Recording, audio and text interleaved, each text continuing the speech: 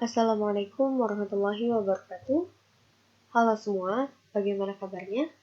Semoga tetap dalam keadaan sehat ya.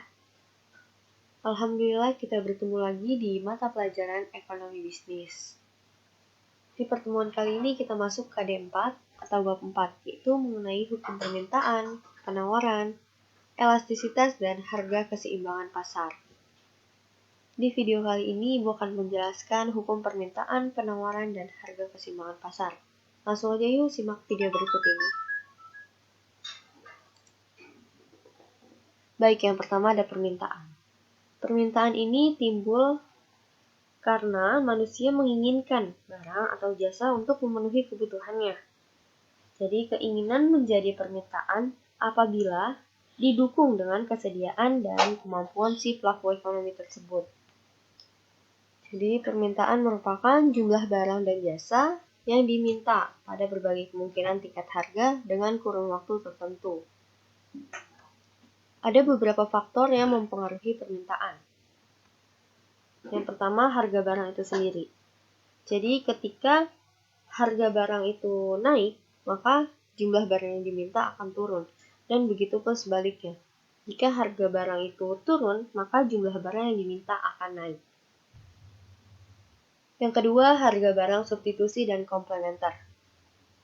Arti barang substitusi itu sendiri merupakan barang pengganti. Jadi contohnya, jika harga beras naik, mungkin seseorang akan mengganti dengan membeli kentang.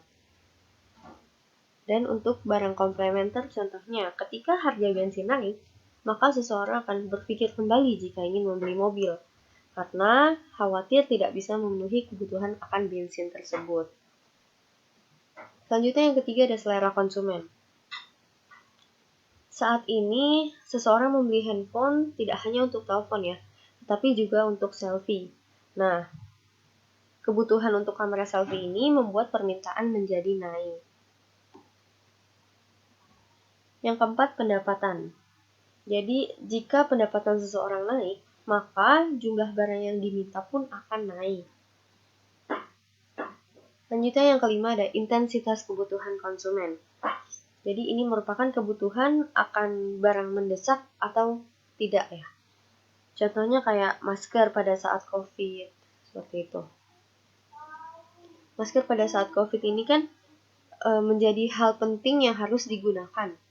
Maka produsen tuh memproduksi dalam jumlah yang banyak karena banyak permintaan dari masyarakat. Selanjutnya yang keenam ada jumlah penduduk. Jika jumlah penduduk meningkat, maka permintaan akan barang dan jasa pun akan meningkat. Selanjutnya yang ketujuh ada perkiraan harga di masa depan. Contohnya, ketika harga emas turun, maka banyak yang membeli emas karena bisa jadi 6 bulan kemudian harga emas tersebut akan naik. Oke, selanjutnya ada hukum permintaan. Bunyi hukum permintaan adalah jika harga naik, maka kuantitas akan turun. Dan sebaliknya, jika harga turun, maka kuantitas atau jumlah barang yang diminta akan naik. Permintaan memiliki hubungan berbanding terbalik dengan harga. Oke, contohnya seperti ini. Jika kalian di sekolah sering membeli nasi goreng dengan harga 5.000, tetapi pada saat itu harga cabai melambung tinggi. Dan mau tidak mau, penjual nasi goreng tersebut menaikkan harga nasi goreng yang tadinya 5.000 menjadi 10.000. Maka otomatis kalian akan berpikir untuk mencari alternatif dengan mengganti nasi goreng dengan nasi yang lain atau dengan mengurangi konsumsi nasi goreng tersebut. Jadi permintaan terhadap nasi goreng akan berkurang, akan turun kalau harganya naik. Seperti itu, bisa dipahami ya. Kita lanjut ke kurva permintaan. Nah, di sini ada contoh kurva permintaan. Sini sudah diketahui di dalam tabel harga per mangkok dan jumlah yang diminta per mangkok. Setelah tahu harga dan jumlah permintaannya, gimana untuk membuat kurva berdasarkan tabel ini? Jadi kalian buat garis vertikal dan horizontal. Untuk garis horizontal ini menunjukkan kuantitas atau jumlah barang yang diminta. Dan untuk garis yang vertikal ini menunjukkan price atau harga dalam rupiah. Jadi tinggal dimasukkan saja. Untuk titik A, harga 20.000, jumlah yang diminta adalah 120. Maka titik A berada di sini. Kemudian yang B, 18.000 dan jumlah yang diminta adalah 140. 18.140, maka titiknya di sini. Jika sudah selesai, jika sudah semua dimasukkan dalam kurva ini, lalu tarik garis. Nah, ini merupakan kurva permintaan. Kurva tersebut menunjukkan kemiringan yang negatif. Jadi, di dalam kurva permintaan tuh selalu seperti ini bentuknya, dari kiri atas ke kanan bawah.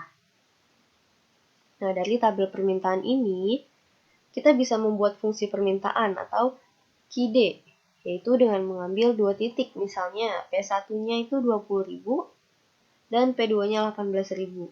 Begitupun sebaliknya dengan Q1 120 dan Q2 140. Maka masukkan dalam persamaan atau rumus berikut ini. P dikurang P1 per P2 dikurang P1 sama dengan Q dikurang Q1 per Q2 dikurang Q1. Langsung aja kita masukkan angkanya. P dikurang P1. P1-nya di sini diketahui 20.000. Maka P dikurang 20.000 per P2 18.000 dikurang P1 20.000. Sama dengan Q dikurang Q1. Q1-nya 120 dikurang Q2 140 dikurang Q1 120. Maka kita jumlahkan penyebutan terlebih dahulu. P dikurang 20.000 per 18.000 dikurang 20.000, maka hasilnya min 2.000. Sama dengan Q dikurang 120 per 140 dikurang 120, maka hasilnya dari 20. Setelah itu kita kali silang. 20 dikali P min 20.000 dan min 2.000 dikali Q min 120. 20 kali P min 20.000, maka hasilnya 20P min 400.000 sama dengan min 2.000 Q plus 240.000. Lalu kita jumlahkan ya. 20P sama dengan min 2.000 Q ditambah 240 ditambah 400.000. 400.000-nya ini pindah ruas, maka jadi plus. 20P sama dengan min 2.000 Q ditambah 640. Maka Q-nya kita pindah ruas ke sebelah kiri, jadi 2.000 Q sama dengan min 20P ditambah 640. Maka untuk mengetahui fungsi permintaan atau KID-nya, kita bagi dengan penyebut Q. Maka Q sama dengan min 20P ditambah 640 dibagi 2000. Maka dapat diketahui bahwa KID-nya itu min 0,01P ditambah 320 atau KID sama dengan 320 dikurang 0,01P. Bisa dipahami ya? Selanjutnya, penawaran. Penawaran ini datangnya dari konsumen. Dan jadi keinginan dan kemampuan seorang produsen dalam memproduksi suatu barang. Jadi penawaran ini merupakan jumlah barang dan jasa yang ditawarkan pada berbagai kemungkinan tingkat harga dengan kurun waktu tertentu. Ada faktor-faktor yang mempengaruhi penawaran. Yang pertama, biaya produksi. Jadi, untuk memproduksi suatu barang, pasti dibutuhkan biaya produksi untuk menggaji karyawan, untuk membeli bahan baku, untuk transportasi bahan bakar, dan lain-lain. Yang tentunya itu akan mempengaruhi biaya produksi. Yang kedua, harga barang itu sendiri. Jadi ketika harga barang itu turun, maka jumlah barang yang ditawarkan pun akan turun. Begitupun sebaliknya, ketika harga barang naik, maka barang yang ditawarkan akan naik. Selanjutnya yang ketiga ada perkiraan di masa depan. Contohnya di saat ini, seperti tadi ya, masker menjadi hal yang penting, hal yang harus kita gunakan sehari-hari. Maka produsen memproduksi masker dalam jumlah banyak. Jadi barang yang ditawarkan pun akan meningkat. Selanjutnya, faktor yang keempat ada barang pengganti. Jadi apabila barang pengganti itu lebih murah, itu juga mempengaruhi penawaran suatu barang. Selanjutnya ada pajak. Pemerintah memberikan pajak atas suatu barang dan jasa, maka harga barang tersebut akan naik karena terkena pajak. Faktor selanjutnya ada kemajuan teknologi.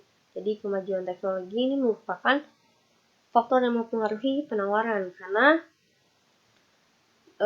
membuat produksi barang menjadi lebih mudah. Oke, bisa kita lanjut ya. Selanjutnya hukum penawaran. Bunyi hukum penawaran itu jika harga naik, maka kuantitas akan naik. Begitupun sebaliknya, jika harga turun, maka kuantitas pun akan turun. Nah, di penawaran ini memiliki hubungan berbanding lurus dengan harga. Jadi berbeda dengan permintaan tadi ya. Kalau permintaan berbanding terbalik, di penawaran ini berbanding lurus dengan harga. Nah, dan yang kalian harus ketahui bahwa hukum permintaan dan penawaran ini berlaku dengan memperhatikan ceteris paribus. Ceteris paribus ini apa sih, Bu? Ceteris paribus ini asas yang menganggap bahwa semua faktor lain itu konstan atau tetap.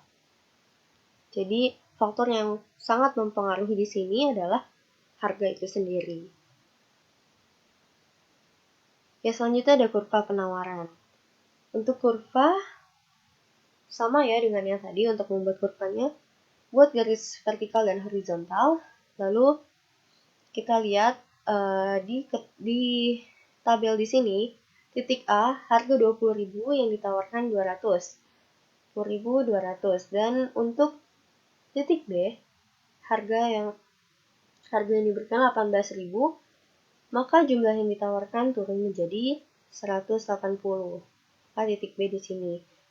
Seperti tadi, maka ditarik garis, dan ini merupakan kurva penawaran. Kurva tersebut menunjukkan kemiringan yang positif. Dan rumus untuk menghitung fungsi penawaran atau QS sama dengan yang tadi, dengan menggunakan rumus ini. Bisa dipahami ya? Oke, selanjutnya ada harga keseimbangan. Harga keseimbangan adalah harga yang disepakati antara pembeli dan penjual setelah ada keseimbangan antara permintaan dan penawaran di pasar. Jadi dalam melakukan permintaan dan penawaran, baik produsen maupun konsumen harus memiliki etika ekonomi. Selanjutnya di sini ada kurva harga keseimbangan. Kurva harga keseimbangan ini terjadi pada titik potong antara kurva permintaan dengan kurva penawaran. Nah, di sini titik potong ini, titik temunya antara kurva permintaan dan penawaran merupakan harga keseimbangan atau biasa disebut dengan equilibrium. Untuk menghitung harga keseimbangan, kalian bisa menggunakan rumus QD sama dengan QS. QD ini merupakan permintaan sama dengan penawaran QS. Seperti itu. Bisa dipahami ya? Oke, sekian pertemuan kita hari ini. Jika ada yang ingin ditanyakan, silakan tanyakan di kolom komentar Google Classroom ya. Terima kasih untuk kalian yang sudah menyaksikan video pembelajaran ini sampai akhir. Semoga bermanfaat dan apabila ada kekurangan, saya mohon maaf. Wassalamualaikum warahmatullahi wabarakatuh.